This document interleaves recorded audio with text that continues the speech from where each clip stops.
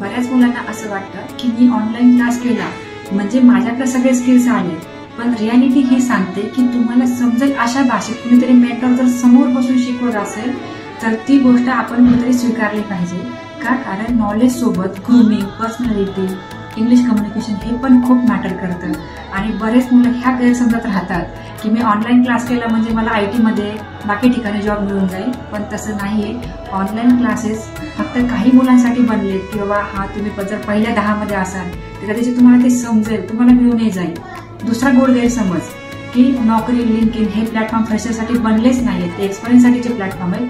त्यामुळे खूप मुलं ही मिस्टेक करतात की त्या प्लॅटफॉर्मवरून जॉब कॉल येतील ह्याची वाट बघतात आणि त्याच्यातच ते त्यांचा व्हॅल्युएबल टाइम खर्च करतात. त्यामुळं हे ऍक्सेप्ट करून चाललं पाहिजे की ऑनलाईन प्लॅटफॉर्म हे फ्रेशरसाठी नाही आहेत, ते एक्सपिरियन्ससाठी आहेत. आणि मला जर जॉब कॉल्स हवेत, मला जर इंग्लिश इम्प्रूव्ह करायचंय तर क्लासरूम ट्रेनिंगशिवाय पर्यायच नाही.